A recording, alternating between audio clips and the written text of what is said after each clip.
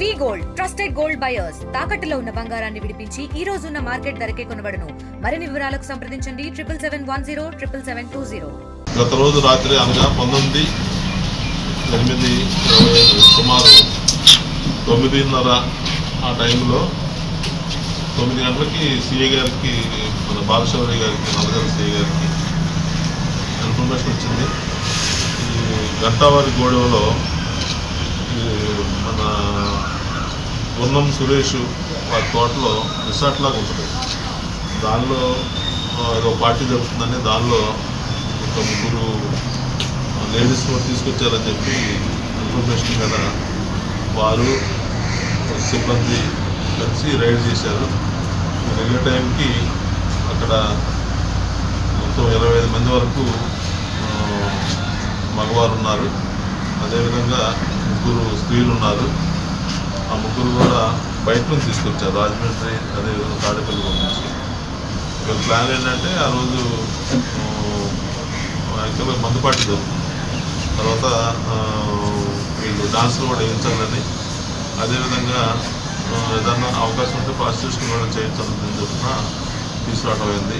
దాని మీద సిఐ గారికి మధ్యవర్తి సమక్షంలో వాళ్ళందరినీ స్వాధీనం తీసుకొని వారి యొక్క స్టేట్మెంట్స్ రికార్డ్ చేశారు మధ్యవర్తి సమక్షంలో.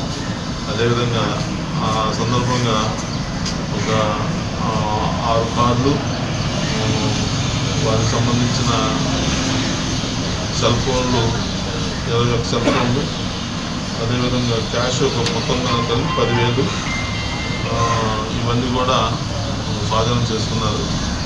గతంలో కూడా దీనిలో 4 మీద ఇదే విధమైన లాస్ట్ ఇయర్ ఇదే రోజుల్లో అది 16 తారీఖు అనుకుంటా, సంవత్సరం 16-17 తారీఖులో ఒక కేసు ఉంది. ఆ కేసులో 5 ఉన్నారు ఇంపార్టెంట్. దానిలో 5లో ఇప్పుడు దొరికిన వాళ్ళు 4 ఉన్నారు. వాళ్ళు విజ్జు దుర్గా వెంకట సుబ్బారావు గారు, గున్నం సురేష్ బాబు, అగస్సి నాగ వెంకట దుర్గా ప్రసాద్, తిరుపతి దుర్గా శ్రీనివాస్. ఈ 4 గతంలో జరిగిన దానిలో కూడా ఉన్నారు. అదేవిధంగా మళ్ళా వీళ్ళు ఇప్పుడు కూడా ఈ విధంగా ఆర్గనైజ్ చేశారు.